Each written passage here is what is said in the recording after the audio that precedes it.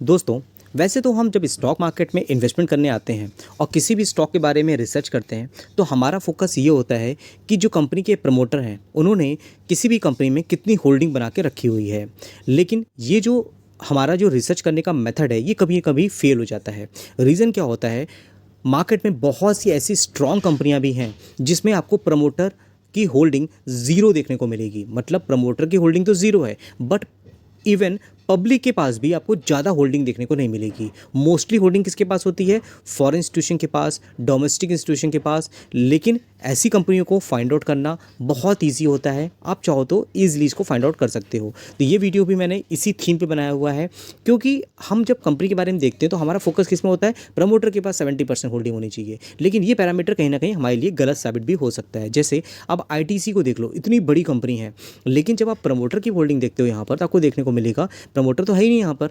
अब आप देखो तो बहुत लोग आपसे बोलेंगे प्रमोटर की होल्डिंग 75%, तो मैं आंख बंद करके इन्वेस्टमेंट कर लूँ। बिल्कुल नहीं, आपको इन सब चीज़ों को पे जाना ही नहीं है। अगर आप देखोगे यहाँ पर तो एफआईएस की होल्डिंग दिख रही है, डीआईएस की होल्डिंग दिख रही है, और पब्लिक के पास सिर्फ 15% की होल्डिंग दिख रही है। तो ऐसा नहीं कि पब्लिक के पास सारा माल चला जा रहा है। ऐसी प्रोफेशनल कंपनियाँ होती हैं जहाँ पे प्रोफेशनल्स के पास काफ़ी बड़ी होल्डिंग होती है। अभी कंपनियाँ बड़ी बड़ी हैं, छोटी नहीं है, लगभग लाख करोड़ की मार्केट कैपिटलाइजेशन है। उसके अलावा और भी कंपनी से लार्सन टर्बो की बात करिए, बहुत बड़ा जाइंट। अगर इंफ्रास्ट्रक्चर की बात करें, अब 1000, 2000, 4000 करोड़ के प्रोजेक्ट मिलते हैं तो ये स्टॉक हिलता भी नहीं है। लाख करोड़ के प्रोजेक्ट भी इन कंपनी को मिलते हैं, बड़े बड़े मिलते हैं। अब देखिए मार्केट कैपिटलाइजेशन कितनी है? 5 लाख करोड़ की है। तो इसका मतलब ये नहीं कि प्रमोटर के पास सारी होल्डिंग होगी। ये देखिए यहाँ पे भी देखोगे तो एफआईएस के पास कितनी है? 19%। डीआईएस देखोगे 43%, मतलब भर भर के होल्डिंग एफआईएस डीआईएस ले रखी है। और पब्लिक के पास कितनी है? सिर्फ 36% की है।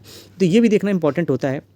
और वही देखो एल एंड टी एम्प्लॉय की बात करें, 14% की होल्डिंग तो एम्प्लॉय ट्रस्ट के पास देखने को मिल जाती है। और बहुत सी इंटरेस्टिंग कंपनियां हैं। जोमेटो की बात कर लो, अब जो फूड सर्विंग प्लेटफॉर्म ये है, कंपनी नई नई मार्केट में आई थी, काफ़ी ज़्यादा करेक्शन भी हुआ था, नाम भी चेंज कर दिया। क्योंकि नाम से लोग सोच रहे थे फूड डिलीवरी वाली कंपनी, बाकी इनका बिजनेस और भी है। एटर्नल आपको नाम देखने को मिलेगा। यहाँ पर भी आपको प्रमोटर नहीं देखने को मिलेंगी। देखिए एफआईएस की होल्डिंग 42%, डीआईएस की होल्डिंग 26% की है। डीआईएस ने तो माल यहाँ पे उठाया भी है इस क्वार्टर में। और पब्लिक की होल्डिंग कितनी है? सिर्फ 26.5% की है। अदर्स की होल्डिंग भी आपको 5.91% तक की देखने को मिल जाएगी, जिसमें फूडी बे एम्प्लॉय ट्रस्ट की बात करें 5.91% की होल्डिंग है। और बहुत सी कंपनियां मैं फटाफट कवर करता हूं, जैसे कार ट्रेड टेक की बात करें, इसको मैंने परसों भी कवर किया था। एफआईएस की होल्डिंग्स में बढ़ती हुई दिख रही है। अब ये कंपनी कहीं ना कहीं टेक्नोलॉजी प्लेटफॉर्म प्रोवाइड कराती है। कार वाले, कार ट्रेड, श्रीराम ऑटो वाले, इन सब ब्रांड की यहाँ पर इस कंपनी के साथ जुड़े हुए देखने को मिल जाते हैं।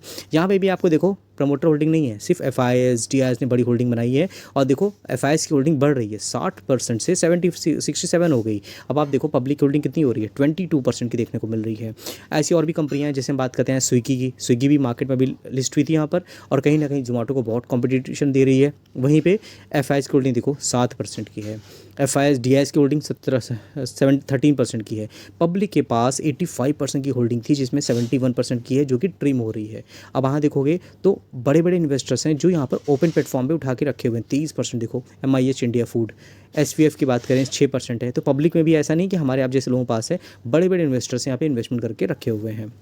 चलिए और बात करें, बीएससी की बात करते हैं, बॉम्बे स्टॉक एक्सचेंज की। अभी ये अगर आप देखोगे तो बंद होने वाला नहीं है। अगर आप बीएससी बात करते हो, सेंसेक्स की बात करते हो, तो इनके पास भी अगर आप देखते हो कोई प्रमोटर नहीं देखने को मिलेगा। एफआईएस डीआईएस ही आपको प्रोफेशनल्स के पास ही कंपनी देखने को मिलेगी, 16%, 12%। पब्लिक के पास कितना है? 48%। अदर्स भी देखने को मिलेंगे, यहाँ पर कोई ना कोई ट्रस्ट होगा जिनके पास होल्डिंग 22% तक की देखने को मिल रही है। और बीएससी में जिन लोगों ने इन्वेस्टमेंट करके रखा है भाई, उनके तो पैसे बहुत बन गए हैं। पॉलिसी बाजार की बात करें, पीपी फिनटेक की, ये भी कंपनी कहीं ना कहीं मार्केट में नहीं आई थी। पॉलिसी बाजार तो काफ़ी फेमस है, लेकिन यहाँ पर भी देखोगे प्रमोटर के पास कोई खास होल्डिंग देखने को नहीं मिलेगी। 46% की एफआईएस के पास में है। डीआईएस ने यहाँ पे दोनों उठा के काफ़ी बड़ा माल उठा के रखा है। लगभग आप देखोगे तो 668% तक की होल्डिंग यहाँ पे देखने को मिल जाएगी। पब्लिक पास कितना है? 29% की है। अब पब्लिक में देखोगे बड़े बड़े इन्वेस्टर्स हैं जो यहाँ पे ओपन मार्केट में माल उठा के रखे हैं। या आशीष दहिया की बात करें, DIPHDA की बात करें, लंबे लंबे इन्वेस्टर्स हैं जो यहाँ पे इन्वेस्टमेंट करके रखे हुए हैं। और भी कंपनियाँ हैं, जैसे हम बात करते हैं यहाँ पर 197 कम्युनिकेशन की, इंडिया की लीडिंग डिजिटल इकोसिस्टम कंपनियाँ हैं। और अगर आप देखोगे कौन सी कंपनी के नाम के साथ इस कंपनी का नाम जुड़ा हुआ है, बल्कि वो कंपनी जो है वो इस कंपनी के अंडर में ही आती है।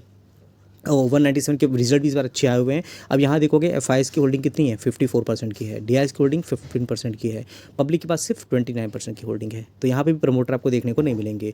और बहुत सी कंपनियां हैं, जैसे हम कोफोर्ज की बात करते हैं, आईटी में अच्छी कंपनी है, सॉफ्टवेयर सॉल्यूशन प्रोवाइड कराती है, 54,000 करोड़ की मार्केट कैपिटलाइजेशन है इस कंपनी की। लेकिन अगर हम प्रमोटर की बात करें तो देखिए ज़ीरो है, कोई प्रमोटर नहीं है।